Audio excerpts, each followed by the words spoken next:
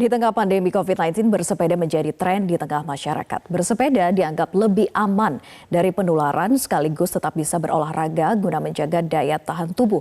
Lalu seperti apa aturan berlalu lintas menggunakan sepeda khususnya di ibu kota? Kami akan membahasnya bersama dengan Kepala Dinas Perhubungan DKI Jakarta, Syafrin Liputo. Selamat pagi Pak Syafrin. Selamat pagi Mbak. Assalamualaikum warahmatullahi wabarakatuh. Waalaikumsalam warahmatullahi wabarakatuh. Nah Pak Syafrin, di tengah masa pandemi ini terlihat semakin marak pesepeda di jalan raya ibu kota. Lalu bagaimana dengan pengaturan lalu lintasnya bagi para pesepeda ini? Ya baik, jadi untuk pengaturan lalu lintas bagi pesepeda kami tetap pedomannya kepada Undang-Undang 22 tahun 2009. Terkait dengan aspek keselamatan pesepeda, di sana sudah dijelaskan bahwa setiap pengemudi kendaraan bermotor wajib memprioritaskan keselamatan pejalan kaki dan pesepeda. Artinya memang dari aspek undang-undang ini sudah ditetapkan. Kemudian dari tataran pelaksanaan di daerah pada tahun 2012 juga sudah ditetapkan peraturan gubernur terkait dengan penetapan lebih kurang 450 km jalur sepeda yang sekarang mengikuti perkembangan dan kemajuan Jakarta. Ini kami lakukan perubahan menjadi lebih kurang 500 km targetnya. Dan untuk tahun kemarin memang yang kami implementasikan baru sebatas 63 km jalur sepeda. Nah, di tengah-tengah masa pandemi ini, kembali Pak Gubernur melalui Peraturan Gubernur nomor 51 tahun 2020 itu mendorong agar masyarakat menjadikan sepeda sebagai alat transportasi dan ini dinyatakan tegas dalam Pergub tadi. Demikian Mbak. Dari target 500 sekian baru terrealisasi 60 km begitu ya. Lalu bagaimana ini bisa dilakukan di tengah masa pandemi ini? Apakah memang tertunda untuk sementara waktu? Kami terus berupaya, tentu banyak cara, banyak jalan menuju ke Roma. Kami akan melakukan kolaborasi dengan seluruh stakeholders yang ada di Jakarta untuk dapat mewujudkan fasilitas bagi pesepeda. Perlu dipahami bahwa untuk menjamin keselamatan pesepeda sebagaimana diatur dalam undang-undang tadi, tentu di sana di setiap jaringan jalan harus disiapkan jalur sepeda.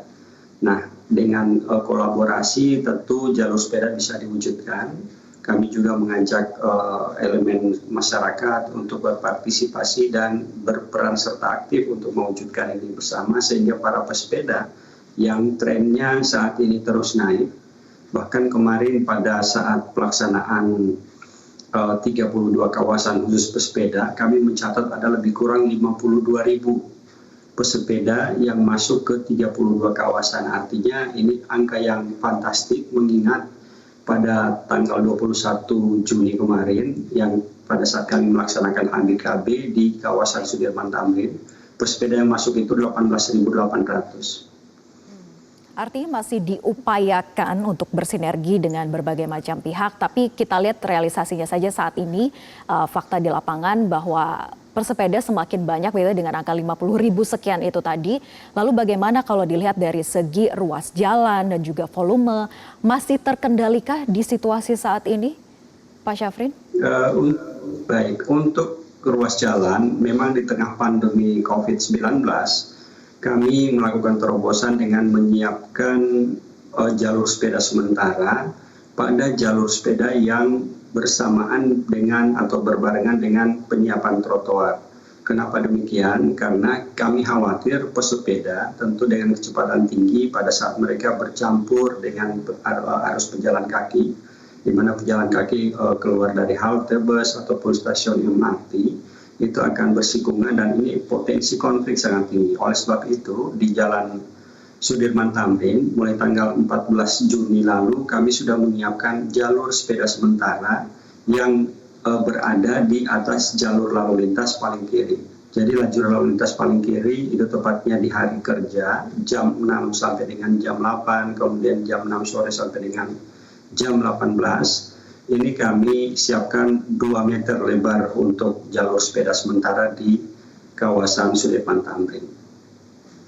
Dengan fasilitas sarana dan juga prasarana yang masih sangat terbatas ini, bagaimana menjamin keselamatan dan juga keamanan pesepeda di jalan raya, khususnya itu tadi tidak mengganggu para pejalan kaki maupun juga kendaraan bermotor? Ya, jadi sebenarnya dalam Undang-Undang 22 2009 sangat jelas prioritas keselamatannya. Jadi setiap pengendara kendaraan bermotor itu wajib. Jadi tidak ada tawar-menawar di sana untuk memprioritaskan keselamatan pesepeda. Artinya pada saat berada di jalan, pesepeda itu menjadi prioritas keselamatannya. Namun kami menghimbau pesepeda juga jangan mengkooptasi ruang lalu lintas seenaknya.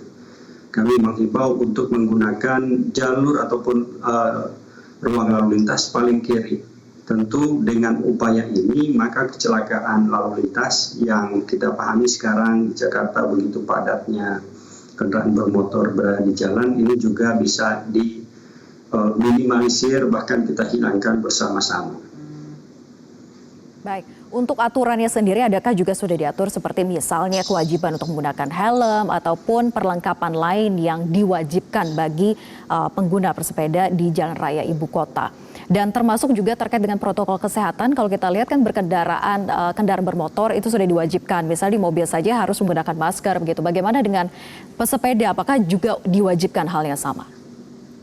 Ya baik, dalam petunjuk teknis pelaksanaan peraturan gubernur kami sudah terbitkan bahwa para pesepeda pun tetap untuk meningkatkan keselamatannya menggunakan helm dan juga masker. Dan tentu contohnya kemarin pada saat pelaksanaan 32 kawasan khusus pesepeda, aparat di lapangan, baik itu TNI, Polri, Satpol PP, dan juga Dinas Perhubungan, bersama-sama mengamankan agar para pesepeda melaksanakan protokol kesehatan dengan ketat. Salah satunya adalah tentu dengan menggunakan masker.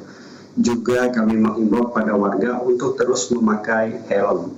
Artinya bahwa untuk pengaturan terhadap aspek keselamatan pesepeda ini sudah ditetapkan, tinggal kesadaran masyarakat untuk kemudian melaksanakan itu dengan baik. Perlu dipahami ada penelitian menyebutkan bahwa terkait dengan pengaturan, penegakan hukum, itu menyumbang 20% dari sukses sebuah kegiatan, tetapi yang 80%-nya adalah kembali lagi kepada kesadaran masyarakat untuk melaksanakannya.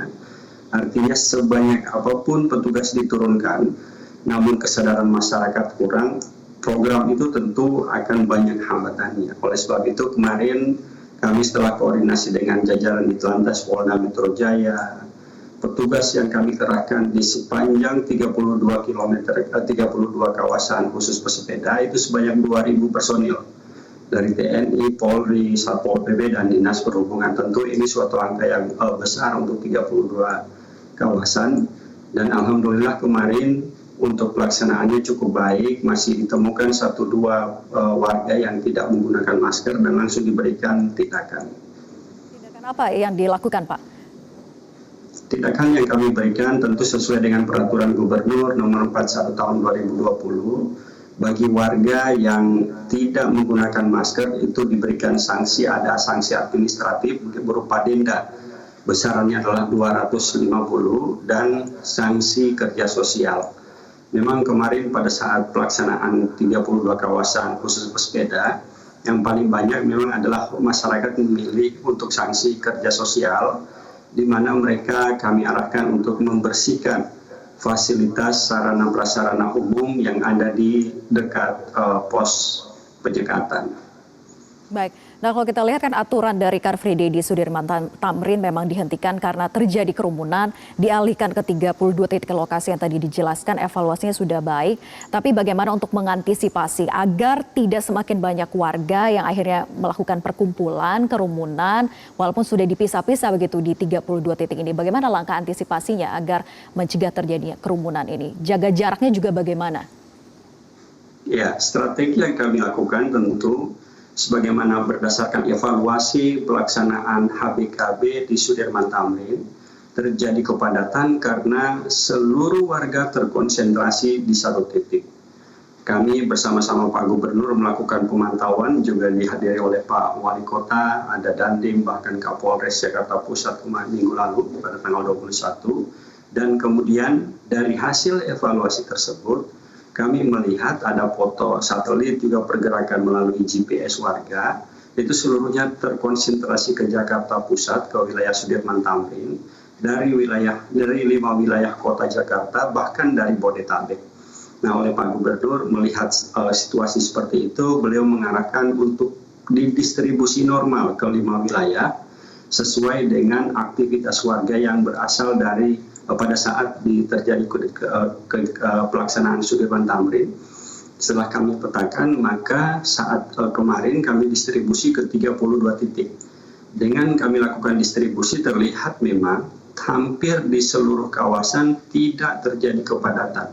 Memang ramai masyarakat, tetapi yang kami gunakan di sini adalah nomenklaturnya tidak lagi HBKB, tetapi kawasan khusus pesepeda, dengan mengandung filosofis bahwa pesepeda itu bergerak. Jadi yang akan berolahraga ke kawasan khusus pesepeda itu wajib bergerak, tidak boleh kongko-kongko, tidak boleh nongkrong. Begitu Mbak Indah. Baik, kita harapkan dengan segala macam aturan yang sudah ditentukan oleh Dinas Perhubungan DKI Jakarta dapat dipatuhi oleh semua warga masyarakat, khususnya bagi mereka para pesepeda di jalan raya. Terima kasih Kepala Dinas Perhubungan DKI Jakarta, Syafrin Liputo, sudah bergabung bersama kami di Metro Pagi Prime Time.